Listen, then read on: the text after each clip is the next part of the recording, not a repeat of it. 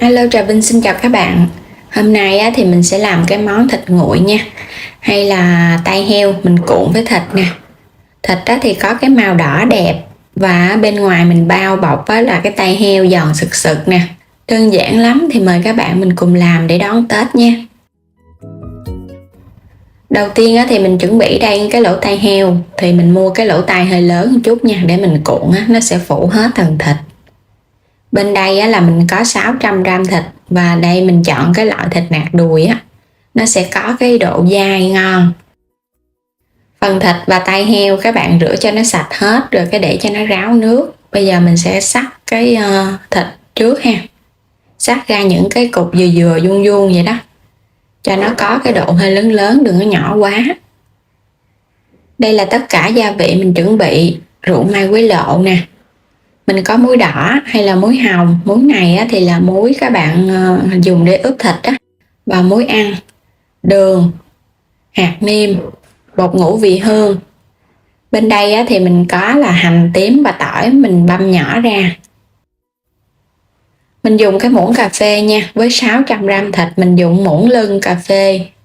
Muối đỏ trộn đều lên. Muối đỏ thì mình dùng trong thực phẩm sẽ giúp tạo cái màu hồng tự nhiên cho thịt, có thể là mình làm lạp xưởng hoặc là làm thịt nguội. Đường thì mình lường ở đây 2 muỗng canh cái loại dừa thôi. Muỗng cà phê hạt nêm. Muối thì mình lường nửa muỗng cà phê thôi ha. Hành tím và tỏi băm muỗng canh. Chút xíu tiêu xay nè. Bột ngũ vị hương muỗng cà phê. 1 muỗng canh rượu mai quế lộ, và trộn đều tất cả lên. Thì cái phần nguyên liệu chính xác các bạn có thể xem thêm ở trong cái khung mô tả video mình để chi tiết. Nếu mà các bạn xem không kỹ thì vô trong đó xem nha. Trộn đều xong, bây giờ mình lấy cái lỗ tai heo rửa cho nó sạch. Lỗ tai này các bạn nhớ rửa muối với giấm nha, cho nó đừng có bị hôi. Rồi bây giờ mình sẽ xắt thịt vô để mình cuộn. Cái cách làm này mình thấy đơn giản mà ra ăn ngon lắm. Nhớ là mình cuộn mình nhớ lấy thịt rồi cái lấy luôn cái nước mà mình ướp nè, cho nó có gia vị ở trong nó thơm ngon. Phần còn lại thì chút nữa mình sẽ cuộn ở trong cái miếng da heo, chia ra làm 2 phần để cho nó sát sát vô, rồi chan thêm cái nước lên. Rồi bây giờ các bạn sẽ úp nó lại nè, mình cuộn. Cái cọng dây chỉ nhợ này mình buộc cho nó chặt. Cọng dây này nó cũng khó đứt cho nên là dùng cọng dây này. Các bạn quấn xung quanh nha. Cái dây này là cái dây thả diều các bạn tìm mua trong những cái chỗ bán dây chỉ ở trong chợ là có Mình cuộn cho nó đều,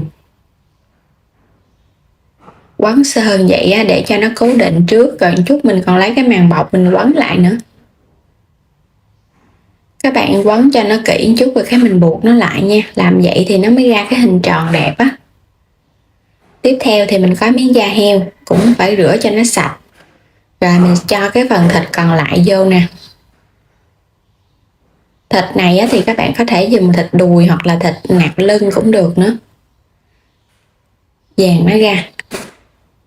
Rồi bây giờ túm nó lại rồi cái cuộn cho nó chặt vô nha. Mình cũng lấy cọng dây mình buộc nó, buộc cố định, quấn cho nó chặt chặt vô để nó ra cái hình tròn đẹp. Thịt cuộn thì nó phải có hình tròn. Rồi làm xong thì mình lấy cái màng bọc quấn cho nó chặt vô, nó sát vô, cho nó ra cái độ dẻ. Quấn xung quanh. Còn không có cái màng bọc thì mình dùng cái bọc ni lông cũng được nữa, cuộn nó lại rồi cái quấn cho nó kín nè. Bây giờ mình sẽ để vào ngăn mát tủ lạnh vài tiếng đồng hồ nha, cho nó thấm gia vị và nó thơm. Bên đây thì mình có chuẩn bị, đây là những cái nguyên liệu như kỷ tử rồi nè, đảng sâm ha. Đây thì mình tìm mua trong những cái tiệm thuốc bắc hoặc là những cái quầy gia vị trong chợ là có. Mình dùng đủ loại luôn, cho vào trong chảo rang cho nó nóng lên để nó có cái độ thơm. Xong rồi mình cho muỗng canh đường phèn. Tiếp theo thì mình cho nửa lít nước nha. Nấu cho cái hỗn hợp này nó sôi lên. Mình dùng đủ loại luôn á cho nó thơm ngon ha. Nước tương á, thì mình dùng khoảng nửa chén á, nước tương loại nào cũng được. Rồi các bạn nấu cho nó sôi lên. Đây là cái phần tai heo và da mình để tủ lạnh được 3 tiếng đồng hồ á. Bây giờ các bạn sẽ lấy nó ra ha. Mình phải ướp cho nó có thời gian á, nó mới thơm, và cái phần thịt ở bên trong á, nó mới lên được cái màu đẹp. Khi hỗn hợp này đã sôi thì các bạn hãy thả vô. Mình sẽ luộc ở trong cái nước hỗn hợp thuốc bắc này nè, để cho nó thơm ngon. Cái gia vị á, ở trong đây cũng là cái gia vị để mình nấu lẩu bò luôn á. Mình dùng đủ loại luôn. Rồi sẽ để đây nha, mình nấu cho nó sôi từ từ. Trong thời gian nấu á, thì các bạn nhớ mình xay chở á, tại vì cái thịt này nó hơi to nên mình dùng nguyên cái chảo luôn. Còn các bạn dùng cái nồi cũng được nữa, thì cái nước nó sẽ ngập lên. Nước nó ngập á, thì mình khỏi phải chở, mình cứ nấu từ từ cho nó rút vào. Nấu một chút nữa nó thấm cái phần nước tương vào trong thịt đó thì nó sẽ thơm. Không có cần đậy nắp nha, các bạn cứ chở từ từ cho nó rút hết phần nước này luôn á. Mình nấu hồi nãy giờ bây giờ nó rút hết như nước rồi nè, còn sệt sệt thôi à. Và miếng thịt nó cũng lên được cái màu đẹp rồi. Thơm lắm các bạn ơi. Thơm cái mùi giống như là mình nấu lẩu vậy, nấu lẩu bò vậy. Rồi bây giờ sẽ gấp nó ra ha. Cho nó nguội bớt rồi các bạn sẽ cho trở lại cái màng bọc. Bây giờ mình sẽ quấn cho nó kín lại. Đây là cái món thịt nguội cho nên là các bạn phải để cho nó nguội, rồi cái mình cho vào trong ngăn mát tủ lạnh để cho cái thịt của mình nó lạnh và nó săn lại. Cuộn cho nó chặt vô nha. Cái bước này á, giúp cho cái phần này nó sẽ có hình tròn á, nó dẻ. Túm lại. Rồi bây giờ cho vào ngăn mát tủ lạnh 1 ngày ha. Đây là cái phần thịt mà mình để nguyên một đêm rồi nè. Bây giờ nó lạnh lắm rồi, nó sẽ dẻ hơn. Sẽ tháo nó ra. Thịt nguội là các bạn phải để cho nó lạnh nhiều, thịt nó mới dai ngon và nó dẻ. Đó, ngon nè. Cắt cái cọng dây này ra xong rồi cái mình cắt ra cho các bạn xem ở bên trong nha. Thịt nguội hay là thịt cuộn. Hấp dẫn quá. Rất là thơm luôn á. Thơm cái mùi thuốc bắc á. Cắt ra những cái khoanh nhỏ nhỏ vừa vừa. Làm sẵn vậy nè các bạn, khi ăn mình lấy ra mình cắt ra là mình ăn được rồi. Đây, nó dẻ, dặt và nó tròn trịa nữa. Nhìn hấp dẫn ha.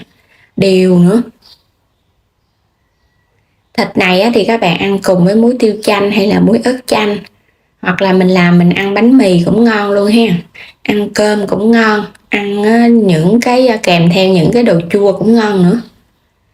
Rất là dẻ ngon, giống như là mình làm cái chân giò mà mình bó lại vậy đó. Hấp dẫn ha. Tròn trịa rất là đều luôn. Bên trong thịt đó thì nó lên được cái màu đỏ, nhìn cũng bắt mắt nữa nè. Có những cái gân tai heo nó xen kẽ. Có độ dai và độ giòn. Thích ăn giòn giòn sực sực thì các bạn cuộn bằng tay heo. Giòn sực sực và thơm lắm. Gia vị cũng vừa ăn nữa, thơm cái mùi thuốc bắc nè. Ngon lắm các bạn. Mặn mặn ngọt ngọt, không có quá mặn đâu. Chấm thêm muối tiêu chanh nữa thì vừa miệng lắm. Đến đây thì mình chúc các bạn có thêm món ăn mới cho cả gia đình đón Tết nha. Chúc các bạn đón năm mới vui vẻ, đủ đầy và ấm cúng.